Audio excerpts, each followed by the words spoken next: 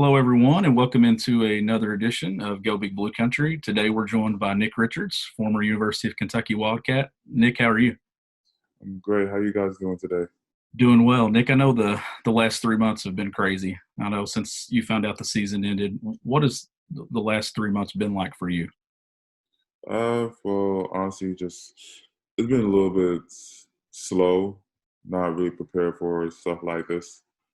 Um, but honestly, just trying to make the most of it. And I'm still in Kentucky, spending time with my, friends, family, my girlfriend and her family. Um, just trying to take it day by day. Now take me through that moment the season ended. I know that you've probably talked about it a million times. I know I've heard Emmanuel's stories, Ashton's stories, but you're at the SEC tournament.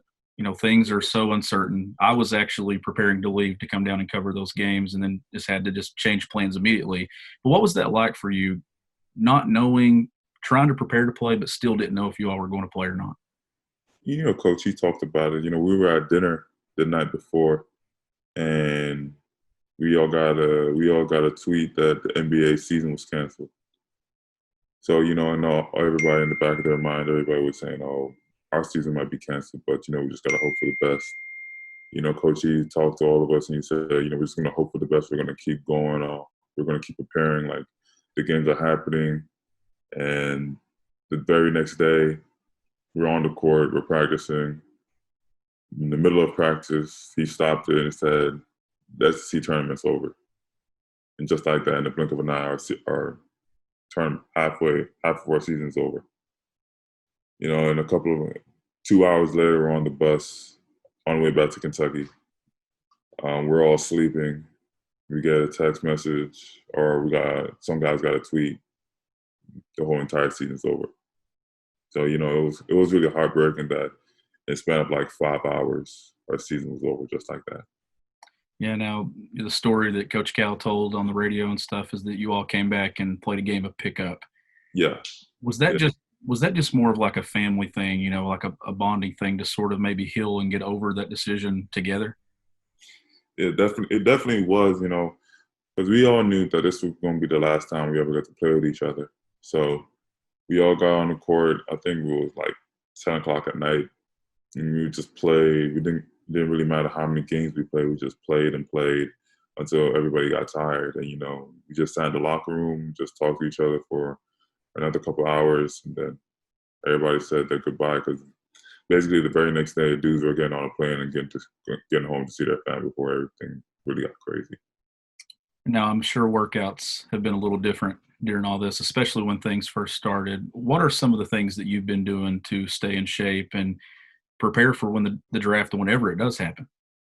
Well, I've been trying to run, a couple miles outside around Red Mile, and I've been doing a lot of home workouts. I don't really have that much weights around me, so I'm just trying to do a lot of body weights. I just got out of a workout right now. We just did a whole entire body workout. My legs are actually sore from it actually, and I've just been just trying to make the most of everything, just trying to keep positive and just hopefully just everything just comes back to normal soon. And, and now we've talked about how the tournament didn't get to happen. Nick, you were on three Kentucky teams, and all of them were close. And I know they were close in different ways. But what do you think made this team, your junior season, so special with the guys that were there? Because I was around all three, and it just seemed like that this one just had something different about it. I mean, we were very close with each other. Guys didn't really have their own groups, which is normal on a basketball team. You're always gonna have a couple guys that are really close with each other, but it just seemed like everyone was close with each other. Everyone really wanted to spend time with each other. If we had a team activity outside of the coaches, everybody was there and everybody was having a good time with each other. So I think that really played a really big role in it too. And now talking about your 3 years at Kentucky, what did you learn during those three seasons that you can take with you into this next step and even beyond that? Um, Honestly, what Kentucky preaches every day to us in practice. We just got to fight for everything. Um, Coach, he doesn't really get the credit for developing players. As a matter of fact, coaching staff gets credit for developing players, and I think that guys like me and Emmanuel this year just showed like they deserve a little bit. They deserve some type of credit just for not getting guys to the NBA, but also developing players. And now I know things weren't always easy for you from freshman year to sophomore year and then to your junior year where things finally come together. Was there ever a point, Nick, where you sat down and was like, is this where I want to be? Can I do this? Honestly, not one, not one moment in my mind. I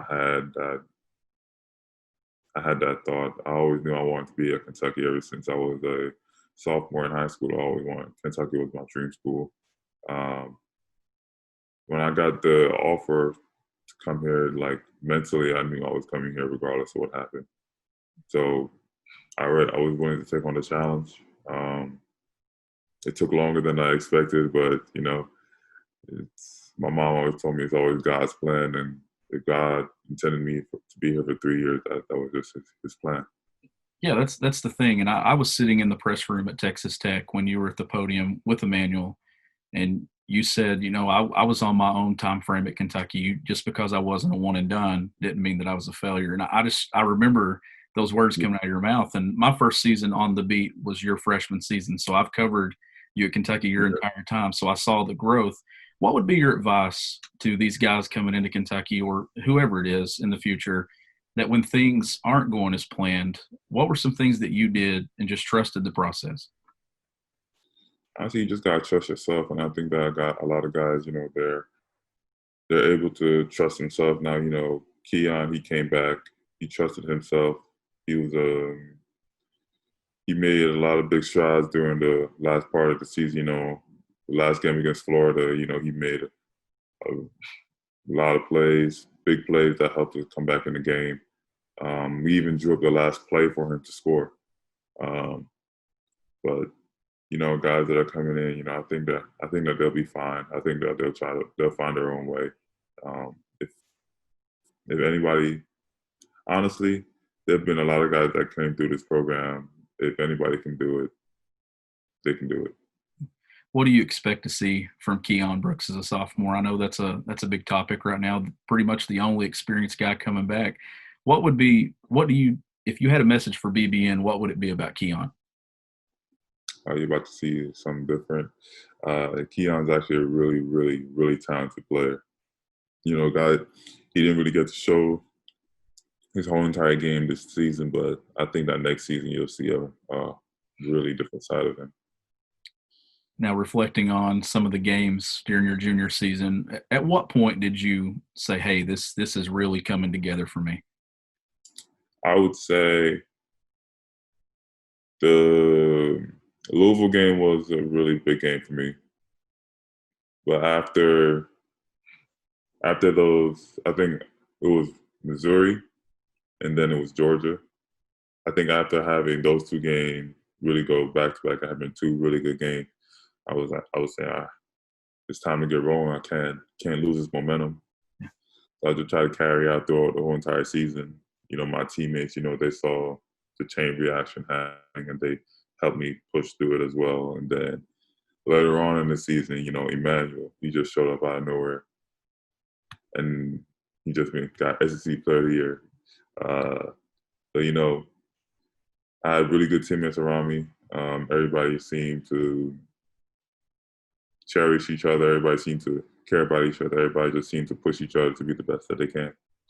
And I like how you said the Missouri and the Georgia stretch because I was walking down the tunnel, the hallway there after you all had beaten Georgia, and I told Kyle Tucker, I know it's someone that you've done a couple stories with in the past. I told Kyle, I said, I'm convinced now that Nick Richards isn't going backwards. I said that after that game. And I just remember that moment too. That's when it flipped with me that this is a different version of Nick Richards. And you carried that over to the rest of the season, Texas Tech. Take me through that night at Texas Tech. That was the night that I think that we got to see some of your personality on the floor. You were engaging with the fans in the student section, and that was just a fun night, wasn't it? Honestly, that was just a fun game. I think that's probably the most competitive. Well, I'd say top three most competitive games that I've ever been at Kentucky. Tennessee is always one of them, and Louisville is always a great game. But the Texas Tech game, everybody was just on point. Honestly, the fact that we went into double overtime, and overtime, and it just really just came down to the wire with those two free throws that I had to make. Um, you know, I think that would probably be one of the best games I've ever had here. And I know there's a lot of people that's had an impact on your time at Kentucky. I know Leah's one of them. I know Kenny Payne. Is there Mhm. one though that stands out that you can look back on and say, this person helped me every day in and out? Or is it Definitely, a collection? definitely KP. Um, KP is just he's a coach that he just connects with the guys both on and off the court because he's been through it. He's played at the high D1 level. He's played at the NBA level.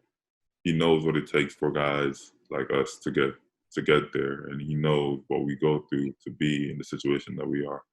So I just think that learning life lessons from him and just asking him what he went through as a kid and what he went through as being a pro athlete, really helps us as players. Now you've entered the NBA draft, signed with an agency. Take me through that decision. How hard was it to leave Kentucky on the terms that you did with not getting to chase a championship as a key player in the system? Was it hard to make that decision? I I'm not even gonna lie to you. My coaches actually made the decision for me to go to the NBA. In the back of my mind, I was thinking coming either what should I do? What should I stay? Should I come back? And I went into the meeting with the coaching staff, and they were just ready for me to go. They were like, Nick, it's time. You're ready. But I think the process of choosing an agent, I didn't think it was really that hard. Um, I'm I honestly know like what I want, and the picking the agents, I just had to I just had to go to gut feeling. Honestly, just pick the right people that I think that was best suit me, and I chose Excel. So Excel is my new agency, and I can't wait to stay with them throughout the whole entire future. And the fact that the coaching staff made the decision for you, does that make you have even more respect for them, that they don't think of themselves? It's a player's first program. I know we hear Cal say that all the time. Does that make you just have even more respect for them, that they're not selfish? They want what's best for you, and if they think it's time, then it's time. It was really honestly, it was really one of the main reasons why I chose Kentucky. Even though we have to win, we have to look out for each other, but it's always going to be a player's first program. And they showed that throughout the whole entire year. My first 2 years, I was struggling a lot. And the coaching staff, they never gave up on me. KP, he kept on getting in the gym with me every night, working on stuff, trying to get me in the best shape as possible. My first 2 years and my third year, coach, he just kept on trying to motivate me before practices, trying to speak, having little meetings with me every now and then, just keep me ready. Going into the tournaments, they were just there for me the whole entire time. A couple more questions, and we'll wrap things up. I had Nate Sestina on a couple of weeks ago, and I asked him something funny that John Calipari said that he'll always remember. He told a story about you setting a moving screen during a game, and you came out, and Cal was mentioning something about watching film, and you told him to watch it.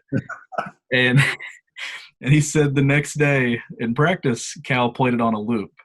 So I guess I'll ask you, what is one thing that you'll always remember, something funny that Cal did or something he said? Because you had 3 years of it where Nate had one. Okay. All right. So I think it was my my freshman year. Quade did something. I forgot what he did, but Cal, he was being himself, and in the huddle, he lets us be ourselves. He lets us give our own opinion. He lets us joke it off. But I think Quade started laughing, and Cal started laughing back at him and pointing to the bench and said, "You can laugh over there." I was like, after that, everyone started laughing after that. I was like, that's probably one of the funniest moments I've ever seen. or been at Kentucky. Absolutely, for sure. Now, if there's one thing that you could say to BBN before you head off for the draft and things now, what would it be? I appreciate y'all so much for the 3-year support. BBN is always going to be a special place in my heart. I'm going to try and come back as much as possible to visit. This place is always going to be a second home to me. Nick, I really appreciate you taking some time to do this, and I want you to know that I'm super proud of you and everything that you overcome at Kentucky. I think you're the example of hard work and just grinding, and things will work out for you. And I wish you the best of luck moving forward. Appreciate that, my man.